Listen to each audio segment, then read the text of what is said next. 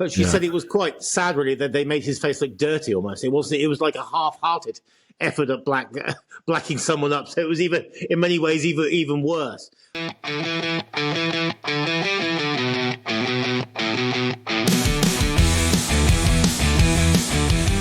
Good evening, Daniel. How are you today, my friend? Not bad, thank you. I'm actually getting there, getting a little bit warmer. We've had some horrendous weather, haven't we? So I think we don't need to go down that road, but let's just say it hasn't been the Costa del Sol. Before I forget, Dan, I must say we must give a big thank you to our friend, fellow YouTuber Stuart at Spain Speaks, because I've appeared on his channel a few times now, and I do enjoy our conversations, probably more off camera than on camera. But he's been very supportive and very helpful with his both his support, his guidance, and things like that. So big up to him. Good old Stuart. Yeah, thanks, Stuart. Much appreciated. And we like your content too. It's very informative and very helpful for a lot of people. So thank you for that. Right. So today's another day. I think we should. I have a good idea for today's topic. This is before we go into this. People must please try and leave comments in the comment section, because so many people have contacted me on Messenger or WhatsApp or people I know about our episode on racism. Oh, yeah, okay. And it's caused a lot of debate between me and some of my friends and people I know, and it's been very interesting because people have some people have the same take as we do. We have a slightly different take on it ourselves, but it's been very, very interesting. I don't know how it's been for you. Yeah, I've spoken to a couple of people that have shared the video with, and they've had a look at it, and even some Spanish people that speak English and have turned around and gone, "Yeah, Spain's racist." I'm going, "Okay, really?" Or again, gone the same way, explain the difference between the two things, and they know they're adamant that there's racism. Obviously, there's the xenophobic side as well, but there's definitely still racism, and they themselves see it and admit it. So yeah, I think one of the things that stands out with the comments that I've heard and the things that they've said is that they put it down to the fact that they're losing out. They seem to be losing out, or feel they're losing out, to jobs, properties, housing, and stuff like that, to people that are coming to the country to work here and be here, and that's part of the reason that the racism is more visual. I think it comes out more because of frustration, but resentment. Yeah, exactly. Yeah. And as we've both said, it comes down to a lot of, shall we use the word ignorance as well? Well, that's the thing. I mean, I made the controversial, I suppose, clickbait start by saying that I thought that the UK was more racist than Spain, and one particular friend picked me up on that and said, what am I talking about? I know nothing. And when I actually explained to them what I meant by that, and I mean, there's no excuse for any sort of racism, but if you were grading it, I would say that the racism here is not defendable, but definitely more ignorant than anything else. And I'll give you an example of that. I owe my daughter an apology because I said that at her school they refer to South Americans as thieves. She said that she's heard that a couple of times when a South American had done something, and they're typical South American, you're a thief. That's not used in general. They tend to use a word I'd never heard before, panchito, which I think is Mexican word. Yeah, but when she said that, she almost kind of like contradicted the racist argument. She said, "Oh yeah, but at Christmas they made the Russian kid in our class paint his face black, and he went to the lower school and he was the Black King in the Free Kings Parade." And I was like, and that's still happening in 2024. Once again, the blackface debate is an interesting one. It's a tradition here, as it is in many other countries. Holland or the Netherlands have a particular thing with Black Peter and things like that, and parts of Germany. But here it's always a topic of debate. Once again, I stand by what I say. I think, from my experiences, the racism I've heard coming from the UK tends to be a bit more sinister and hardcore, whereas the racism here is basically, as I said, the word resentment, ignorance, and lack of education. Yeah, I'll go with that. The one thing about the Three Kings, okay, the Three Kings Parade, if they haven't got someone who's from African descent to play the part, who wants to do it, then I guess in a way they're just seeing it as, I'm going to paint someone's face black so they can play that part. So this is the whole: is it seen as a racist thing to do that if they can't get someone to actually play the part? Is it seen racist, or is it just seen as trying to accommodate what it's all about, what the religion's all about?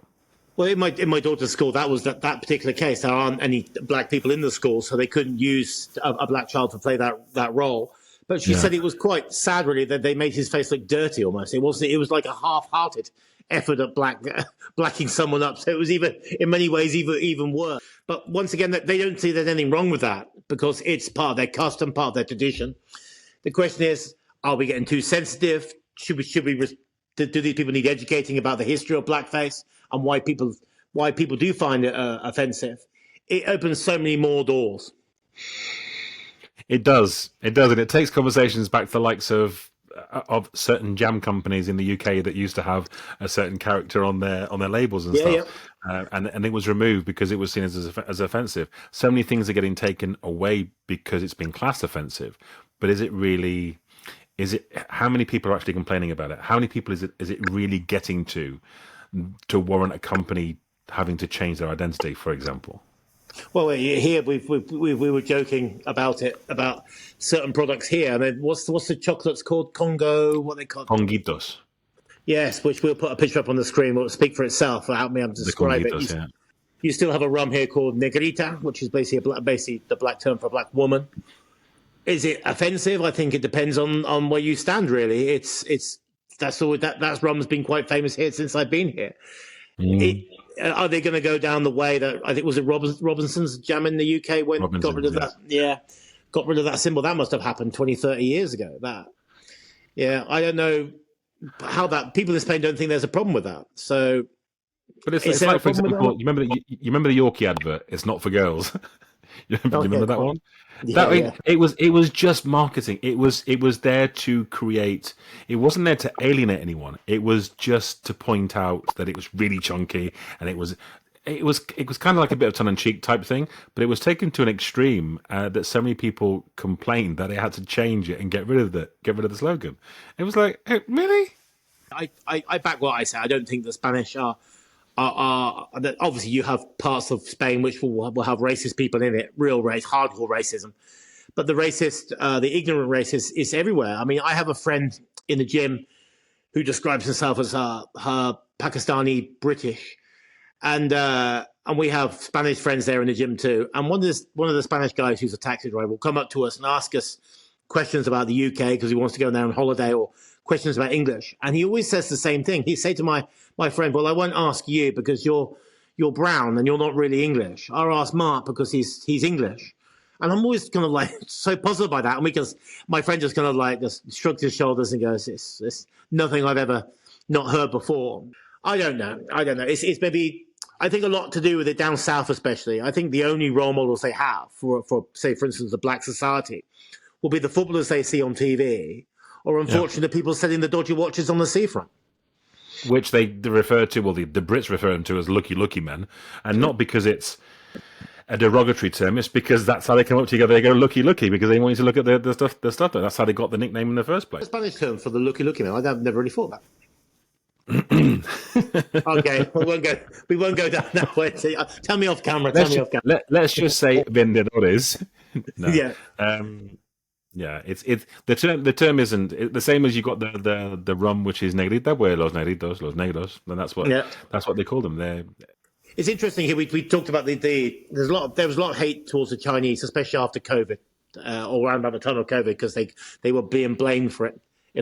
That's a topic for the other episode. Who's to blame for COVID? Let's take that for episode 200. But I mean, it's interesting that what the Chinese did here. They came and took over a lot of the shops that nobody wanted anymore, the 100% shops and things. And the Chinese do get, I said it in the last video, they kind of anybody who's Asian looking, be it Korean, Vietnamese, or Thailand, or China, or Japan, they're all just Chinese. They're just thrown into the same group. There was, I believe that the part of the reason why the 100% shops started to disappear and then the Chinese started to open up more shops was the fact that I think Spain got into an agreement with China where they could bring in open business and be exempt from tax for 2 years or something along those lines, and that's why they changed hands so quickly as well, or partly that's what's said anyway. That's what's said. Whether that's actually the reason or not, but you're right. And I also believe as well that a percentage of their inventory has to be national. It has to be national provided. So the deal was that they get some sort of tax base. Of course, they have to pay certain taxes. But I think the problem a lot of people have here is that after a period of time, be it 2 or 3 years, they're just changing the business into another name of another person in the family or a cousin or something like that. So continue the not paying tax thing. But one thing about those Chinese shops, they work very, very well. They're really nice people in them all the time. I never have. I find the Chinese very pleasant here. Never have a problem with them. They're open all the time, so they're very convenient, right? And they've started employing. I mean, where I am here near Los Pacos, in the local Finnish area, they've started employing local Spanish. So you've got in the one near me, got a couple of young Spanish girls working there. Yeah. Yeah, same thing. And places that I go to as well to get things, bits and bobs here and then, they've got Spanish workers there as well. So, yeah, I think, again, one of the conditions, I'm assuming that one of the conditions that's been brought in that they have to have someone Spanish, which they did a long time ago as well with foreign companies. So if you were, I do believe that 60%, at one point it was 60% of your staff could be foreign, but your 40% had to be Spanish. That was obviously to help the locals and make sure that external workforces all weren't being imported in and brought in and everything else, taking work away. I think that's changed now. I don't think there's that much of a restriction on it anymore.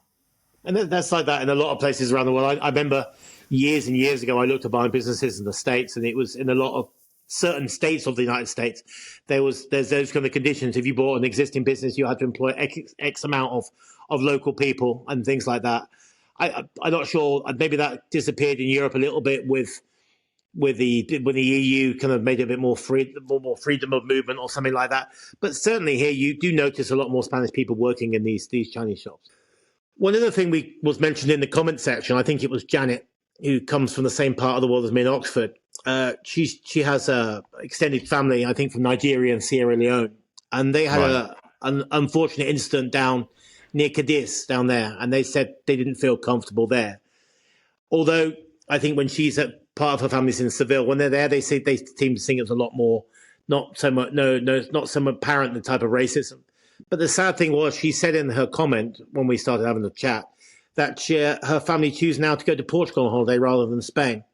Now, people not from here won't know that the area around Cadiz, that area there, is very rural and more, not, you want to use a better phrase, more backward area, more old school Spain down there. And it is a bit Wild West there at times. So I can imagine it'd be like that. And that did sadden me a bit, but it didn't surprise me so much, I have to say. It surprises me a little bit because, I mean, I've been down there many times holidaying, and I've seen people from all walks of life down there, and everyone seems to be having a good time and having. It obviously depends on the area and depends on the circumstance and where it was and what happened, and I guess there's all kinds of things everywhere. So it does surprise me in a way because of what I've seen, but like everything, day, circumstance, who knows? It could have been anything. It's true, but you don't see that much of that type of tourism here. Predominantly, the tourism from the UK is predominantly white. I think you don't see many people of colour coming down here. As well, I think maybe is that right or wrong? And I'm trying to think. No, not so much. Percentage-wise, if you look at the demographic of people that come down, I mean, it is mixed. Obviously, it's mixed. But you're right. You don't tend to see too many people of color coming down. I guess.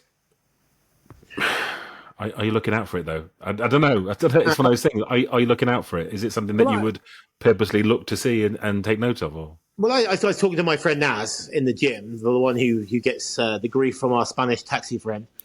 And I say it's so odd that I've known you for a while now, and I just know you as Naz. Not once have I thought of you as Naz the Pakistani or anything like that. You're just Naz, yeah. I don't think of you as anything else. So it's weird that the first thing that pops in people's head is they're judged by their color, which is a very sad way to look at things. Maybe it's different for me because I was brought up in a very multicultural school and things like that. So from a very young age, it's just the way I've been brought up. And as I said before earlier in the video, I think it's a lot to do with here how these nationalities or races are portrayed in the media in Spain, because there aren't many role models here. Well, saying that, I've just thought of things. What's happened recently with Spain beating England in the recent Euros? The two stars of that team were Yamal and Williams. Now, Williams is they're both will be classified as immigrants or successful for immigration, because Williams is from Africa. His parents were trafficked across Africa to get into Spain. I think they got in illegally, I think. And Yamal, I think his father is Moroccan and his mother is African. But they are a perfect example. Both proud to be Spanish, both wear the shirt with pride and represent Spain. So maybe with that happening, things will soften a little bit. Maybe it will. Those kind of role models in society will make people think twice before they use a derogatory term or criticize that. Because the longer you live here, the more Spanish you feel. We have this debate with my children all the time. My daughters are 17 and 15, and they feel, even though they're half English, half Chilean, born in Spanish, they do feel Spanish because they're brought up here. So they're very lucky that they can dip into 3 different nationalities, be it Spanish, Chilean, or English. But they feel Spanish. They're proud to say that as well. It'd be interesting to see when they get to 18. Because having been born in Spain, Spanish ID, but we know that the UK and Spain don't have dual nationality, so that's a no-no. I don't know about Chile and Spain, whether you can have dual nationality, but if they don't, they've got 3 choices. Yeah. I always said that you can, if you get a sporting career, but you're going to get into one team somewhere, aren't you? So, yeah. But they have a famous footballer in a place representing England at the under 21 level called Brendan Diaz, and his mother or grandmother is Chilean, and he plays for Blackburn, Southampton, Sheffield United, various teams. And somehow somebody somewhere found out that he had his Chilean heritage, so he started playing for the Chilean national team. But he doesn't hardly speak a word of Spanish. So it's been a bit. It all started off. He started scoring a few goals, and it all went down very well. But now they're saying this guy's going to learn to speak Spanish. Yeah. So there we go. It happens all over the place. Oh yeah, totally. Well, I mean, there are a lot more things that we're going to be talking about, and I think the racism side, we both agree in that ignorance plays a huge part. That there is racism in different areas, but that applies to every single country. I don't think it's any different to any other country, really. And the xenophobia is something that a lot of people need to be educated on and know the difference between one and the other. I think that would help a lot of people understand where people are coming from when they come with certain comments, when they say things. Yeah, to not be so judged quickly to say that they're racist, but they just might have a different perspective as to way of life and stuff. 100%. And talking of comments, if people want to have a debate about it, please don't send me a WhatsApp or send me an email or send me or call me. Use the comment section provided below, and open the debate up. I've had, I wouldn't say fun with it because it's quite a serious subject, but it's opened my eyes to all sorts of perspectives on this. So all I say to you, if you have something to say or you want something to be discussed on our channel, please use the comment section below. And of course, don't forget to subscribe and like this video. It's very important to us, especially sharing it. Please share. Please do. Enjoy your evening, sir. I will do, yeah.